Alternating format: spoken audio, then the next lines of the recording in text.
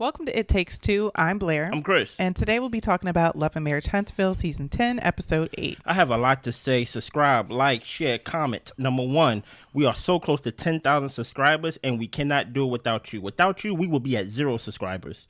But right now, we're at 9,500 plus subscribers. Get us to 10,000. You ready, Blair? I'm ready. I am so pumped up for this episode. Let's go, Blair. Martell is at the rental property that he's going to move Arion into. Chris comes by to chat with him. Yeah. Martell talks about how Arion is his girl, but they can't live together until they're married. Yeah. Chris thinks it's odd that they're starting all the way over, and he tells him that he sounds like him. Chris says that Martell and Marsau kind of sound like two big B words. They're always going back and forth with each other. And Martell asks how his character is. Chris, how do you know me to be? And Chris says that he's pretty much a stand-up guy. Martell talks about how Marsau is a compulsive liar, and he brings up about things that he said about Arion. What things specifically, he did not say. Of course not. Martell said the only thing that Marsau has on him is when he said the 20-something women, but that was a while ago. They got over it, so it really doesn't even count. What? Martell and Maurice go back to college, playing college football together, and he thinks that Maurice does a good job of trying to diffuse the situation, so he doesn't really have any issues with Maurice. But we're going to see later on Martell and Marsau, they are going to have a meetup to talk one-on-one. Question, Blair. What is the point of a rental property? To rent it out to somebody. To make what? Money. So if he's giving it to his baby mother, do you think he's charging his baby mama? No. So what's the point of this storyline right here? For one, he's not moving her into that rental property. I don't even understand. Well, actually, I do understand. This is what you call grasping for straws, grasping for a storyline and things like that. Going to a rental property, which we do not know. I think Blair believes you don't have your builder's license. So you're going to a rental property. That's a fact. And you're showing basically, oh, yeah, look, I'm at work, kind of. You get what I'm saying? You're measuring things out for, furniture you want to bring in to basically move in your baby mother with your child so y'all won't live together. How do that even make sense? And how is that even, what's the word? Like when it comes to money, that's a bad decision. Like, why not move somebody in that will actually pay you so you can actually, because I'm sure that rental property has a mortgage. Right. You get what I'm saying? So I really don't. It's going to get paid by somebody. I don't understand the whole point of that. Number two, I don't even understand why Chris is vouching for any part of Martell's character. Because in my opinion, was it Nell over there and Chris at sometimes counseling Mel and Martell, and more times even Melody said in past seasons, y'all really wasn't coming over here to talk to me. Y'all was coming over here to talk to Martell and how he's been acting out. So I really don't understand how we can vouch for any part of Martell's character, especially Chris, when you've been over there based on what your wife said throughout the night. You get what I'm saying? When your mother-in-law was, slowly getting sicker and sicker and sicker. What is your thoughts on this scene, Blair? This episode for real was very Martell heavy. And as y'all know, I do not like that guy. Yeah. I do not like that guy. So everything that he does and says is pretty much what I expect, which is bottom of the barrel. Yeah. Okay. So when it comes to him making this move to have Arion move into his rental place, and it doesn't, honestly, maybe it makes sense to him financially that he doesn't have to pay for wherever she's currently at. But like you said, at the end of the day, the mortgage or the taxes or whatever on that place is going to have to get paid for. So you're going to allow somebody in there who isn't going to pay you anything. Crazy. No. I guess. Wow. Dumb, but I'm just like, I expect it. So but then when it comes to Chris and Martell and Chris vouching for Martell, honestly, at this point, I'm starting to feel like birds of a feather, because no, not Chris. This man has come to your house, brought drama to your house, apparently got you and your wife to try to testify for him in court, subpoenaed both of y'all. Exactly. I'm just like, I really don't see the draw to have Martell in your life. I really don't see the benefit at all. This man, you had to beg him to move out of your rental property. Blair, you are listing all of them. Yeah. So I'm more so with Marsau in the sense that you kind of not been a great friend to me a lot of the time. So I really don't see what more we need to salvage here. And my sign goes for Trish and Ken's relationship, but also anybody who's in relationship with Martell. I don't understand the benefit. That's facts. Yeah, I mean, nail on the head. Keep going. So we move on to Ken and Will. They're having a chat, and y'all, Ken has come to the light. Okay, sure. Ken had an issue with Trish. Apparently, he does a podcast where he lift weights, records the video of it with his friends, and Trish walked through the video, left without speaking to anyone. Okay. He got upset with her. Things ended up going left, and he's tired of taking strays and trying to protect her. When he was talking to her and trying to confront her about the issues, she just sits there and looks at him and doesn't communicate. They do have a whole house together, and Ken at this point has been trying to talk to different realtors to see how they could go about getting rid of the joint assets. Ken says that he is giving the husband treatment. He's not even giving the boyfriend treatment. He's treating her like a wife when she's technically another man's wife. I mean, this is nothing that Will hasn't been saying to you. No. So in arguments, he's the only one who de-escalates situations and tries to get past things, but she holds on to everything. Yeah. Every time she gets mad, she wants to kick him out, but it is also his place too. And she thinks that he is being spiteful when he starts talking about the things that he wants to take back or not contribute in the household if they're not going to live together or be together. And he doesn't think it's being spiteful. He thinks that's just what separation is. He loves the kids, but he has to live his life. Will asks Ken if he has asked her if she is going through something. Is that why maybe she's having a hard time communicating? And Ken explains, look, if she's not willing to communicate, he can't help. She needs a lot of therapy, but she's not going to do it. And if she doesn't get the help she needs, he's out. What are your thoughts? I'm glad that he's finally waking up. Do you call this waking up? I mean, at least he's admitting it. Before, he would just say like, oh, you know, we're working through things, or, you know, I got Trish, we're good, or whatever the case may be. So at least you can acknowledge the fact that there are issues, and they might not be issues that where you can save the relationship because it's her attitude. Okay. And the fact that she's not communicating. How are you supposed to work through situations if somebody is just staring you down in the middle of a conversation? That is fair. There's no way to have any type of relationship. So honestly, I just kind of pretty much say what I've been saying is that Ken got himself in too deep. You should not have no assets with this lady. You should not be second daddy to these kids because you guys didn't have any type of real lifelong commitment to each other. You wanted to marry this woman. You wanted to be married, period. And she wasn't making the steps in order for you guys to even possibly be married because she wouldn't get the divorce. Yeah. So honestly, I think that Ken should start moving in the direction of separating himself. I think that is definitely going to be harder than it would have been if he could have just realized sooner that she was not planning to get a divorce and go ahead and marry him in the same day. Yeah. But, you know, at least he can admit it now. But the thing is, I don't know if he's actually going to make a shift, so who knows? Let me ask you all a question, and let me ask my wife a question. Whose house is it? Both their house, from what he's saying. But I mean, from what he's saying, y'all not married. So I'm guessing, like, who legally, like, who gets the house? I say this. He made it more complicated. He complicated his life more than it had to be. But at the same time, you call it coming to the light. And I'm like, what's coming to the light? Do I feel like Tricia just became this person out of the blue? No, Tricia been this person to where as we going to see later on in this episode, she is someone who basically like to be angry, who like to express her anger. We even saw it last season and things of that nature where they got in some type of tiff between Ken and Tricia, and basically he stormed out and she basically yelling at him and things of that nature, talking like, go ahead, leave. And when he tried to basically reason with her about how Marquez is basically putting a damper on their life, she can't see the light. She's basically yelling at him. So is like, so I'm very confused about how Ken is just seeing this. So now I got to go back to the starting point. What was it about Tricia that attracted you to her? Because if she's always been difficult to talk to, if you always had to be the diffuser, if she's looking at you, disrespecting you, and the thing about it is, if I was just to add more to the plot, I don't think it's just the simple fact of she just walked through the podcast and didn't say anything, right? I think, like, they probably was in a funk and she just throwing her weight around. You get what I'm saying? So, like, and that's probably what's the straw that broke the camel's back. So now I ask the question again. What was it that attracted you to Tricia? And I will say, I think Ken has a habit of taking things that belong to somebody else.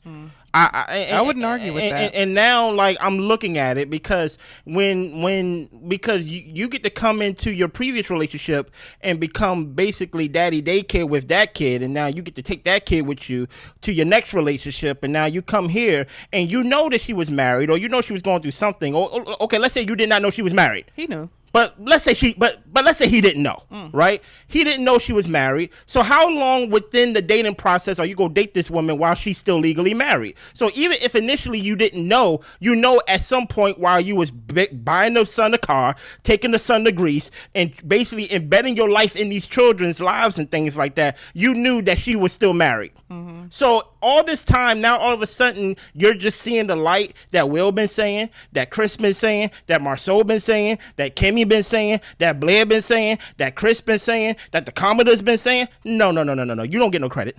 You don't get no credit. Now I have to. Both of y'all are basically agent of chaos to me, because you knew that she was married.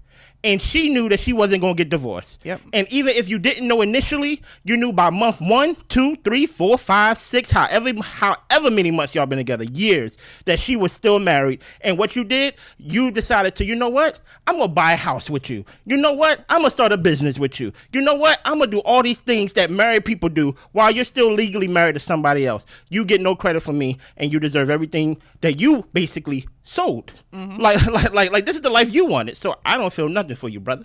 So Marcel and his daughter Maci go to the nail shop, and pretty much it was just a nice bonding scene of them being together. We learned that she is dating this guy, and she is talking about how her mom is the foundation of the house, and Marcel agrees. So it was just a nice father-daughter scene. I would like to add more to my plot. Okay. Right?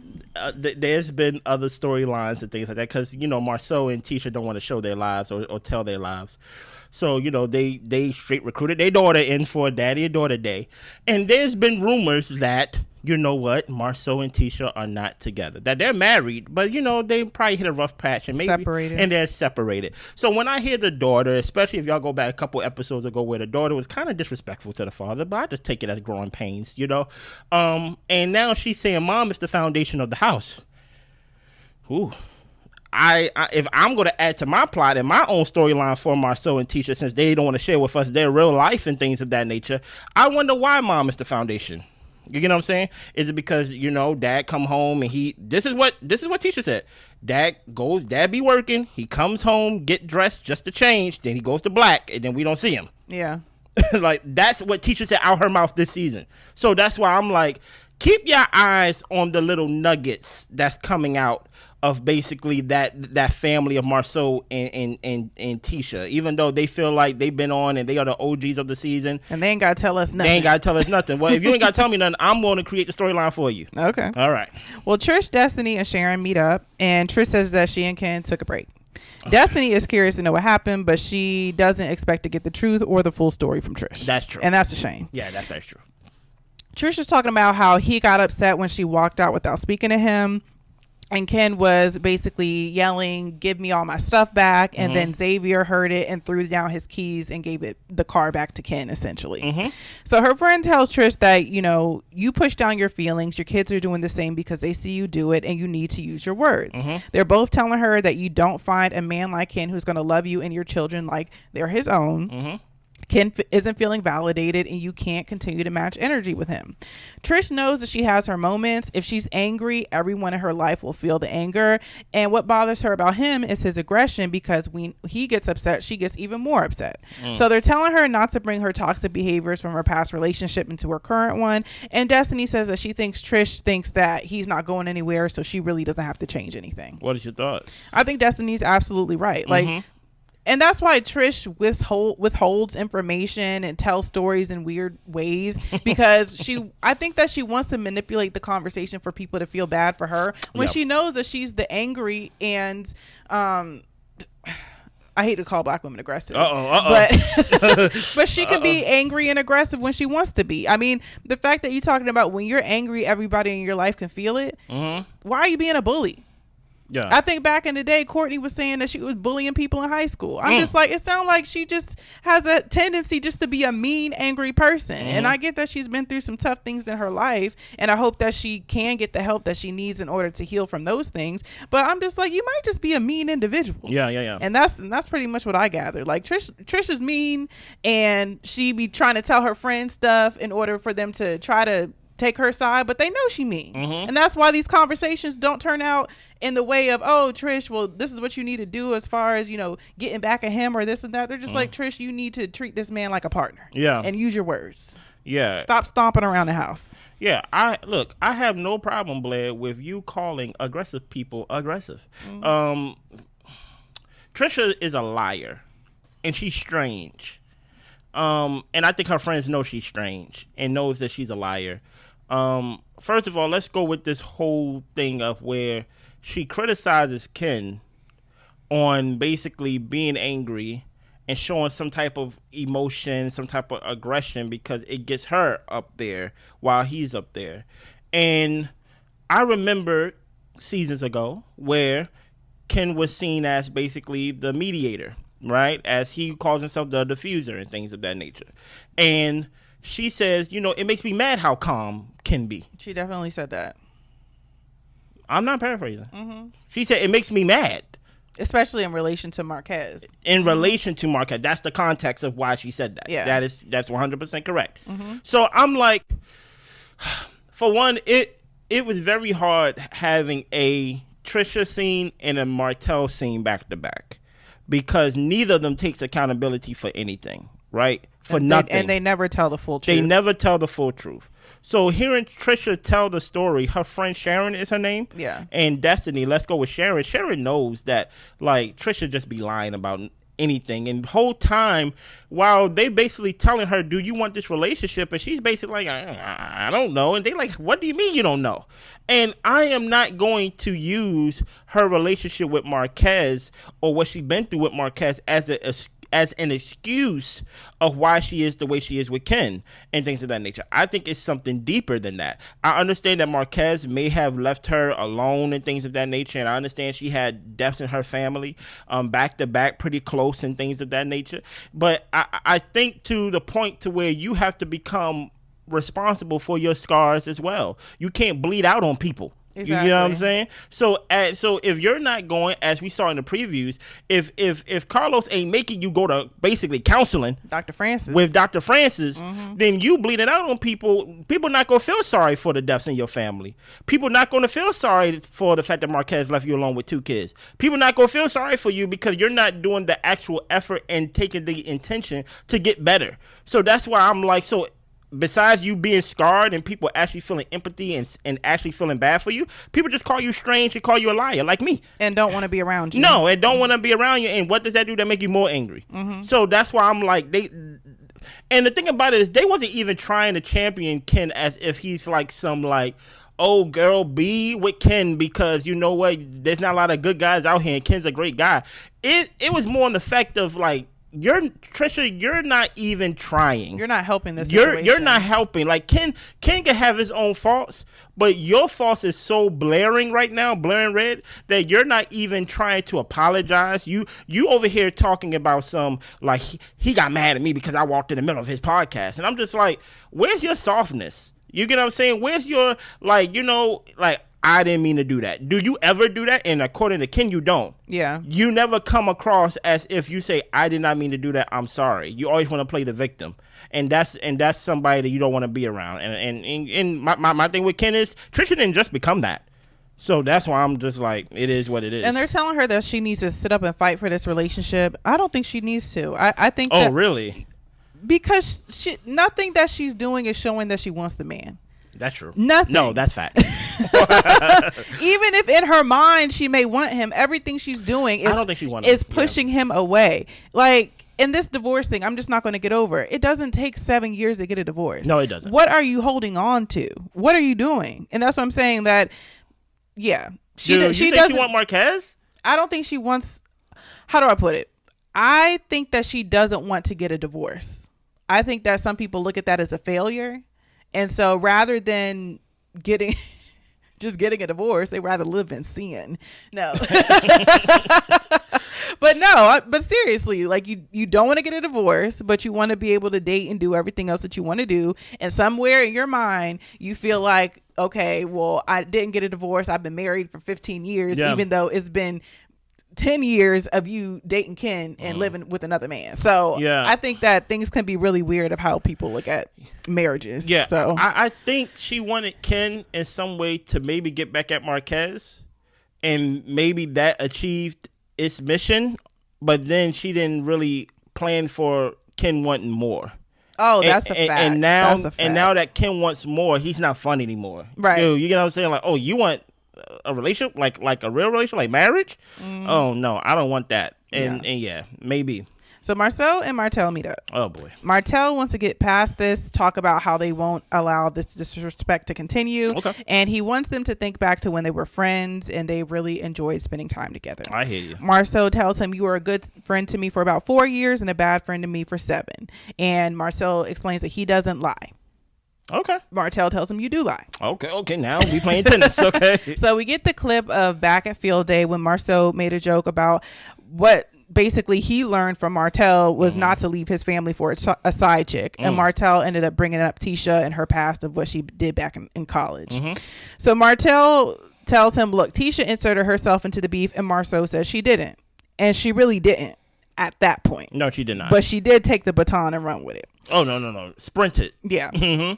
Marsau says that you've shown yourself to be the guy to take shots. I really don't need an apology from you because you're going to backtrack and you have an issue with taking accountability.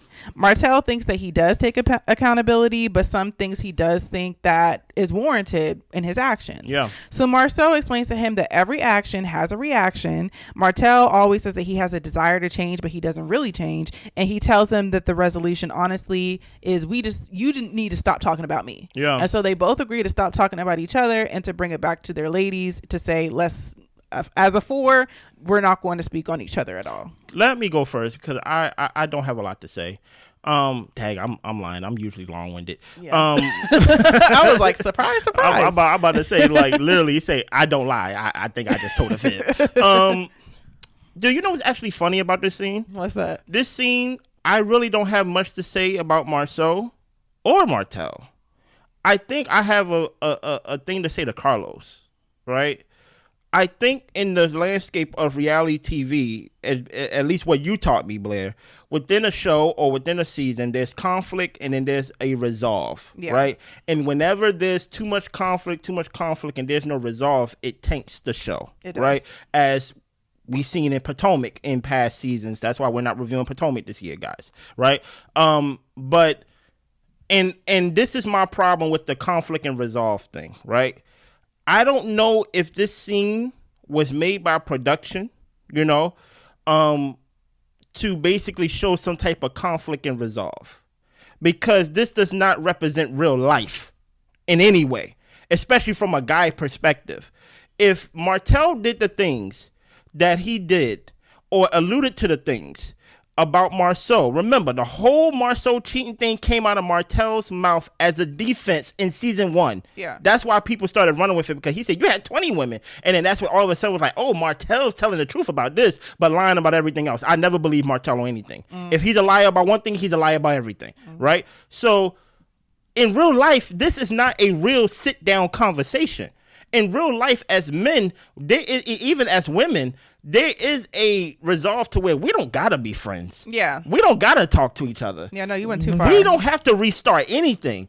But because for some reason Carlos or production, I don't know who it is, I don't want to put it on the boss man, but they want Martell on this show, so they trying to give him some scenes to where it's like, come to some resolve. But it's a fake resolve. In real life, the things that Marsau, at least what Tricia have said about Martell in response to what Martell have said, 2 men are not coming to no resolve. Like, you know what? Let's not do that again and let's start all over. That's That's not real life. Nah. And that's what I'm saying. Like, at some point, if you're going to keep giving us these seasons of Love and Marriage Huntsville, show us the real. The real is Martell and Marsau will never be truly friends. And this was just a scene made by production to show the whole landscape of conflict and resolve. But I have to believe in the resolve. I believe in the conflict because when Tisha came on Carlos Live and things of that nature and let the chopper sing, that's real conflict. Yeah. But the real resolve, oh, you know what? We promise not to do it ever again. You know what? Friends. No, I'm not buying it. Sorry, I'm not buying it, Carlos. I'm not. Yeah, I think that's a fair point. You busted down the fourth wall, so I'm gonna try to patch it up a little sorry. bit. No, you did good busting it down, but I'm gonna try to patch it up a little bit and pretty much just say that Martell gets away with a lot in his life. Yeah, and I think that the people that he surrounds himself with figure that they know him, that basically he's a good guy. Okay. So whenever he acts in the way that he's known to act and be, as far as like being wildly crazy and disrespectful, they let it go and they allow him to continue to be their friend because Martell's a good guy. Just like with Chris is talking about, you're a solid dude. Is a solid dude somebody who breaks up their family for a side chick? That doesn't sound very solid to me. That sounds very unstable. Yeah. Very unstable. So I just think that he gets away with a lot in his life, and I appreciate the fact that Marsau is no longer allowing him to get away with disrespect. It went too far. We're not cool, and we're not going to resolve this. We're just going to stay in our respective corners and be cordial when we have to work together. Because at the end of the day, we're just coworkers for real. And it's unfortunate it got to this point, but I mean, that's why I said I don't expect much from Martell.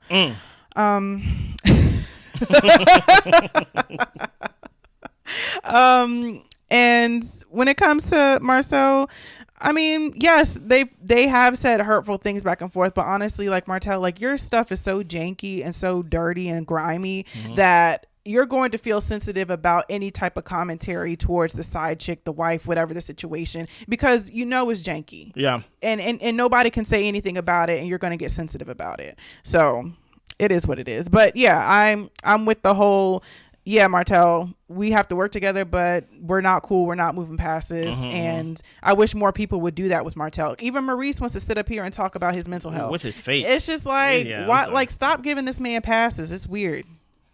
Well, okay. That's all I got. Okay. Listen here, as I said before in the beginning of the show, we are so close to 10,000 subscribers. Make sure y'all share it. Make sure y'all get the word around that It Takes Two show be talking about the reality TV shows. And you got Blair with the commentary. You got me over here with the commentary and things of that nature. And guess what? I think in 2 years that we had this channel being close to $10,000. $10,000. I wish. Oh, I wish. But being close to 10,000 subscribers, I think we're doing pretty good. And I'm very happy with the community that we have. I'm happy with the commenters and everybody. Yeah, definitely appreciate y'all support. For sure. Y'all come in strong. So don't forget, subscribe, like, share, comment. We see y'all next week. Bye.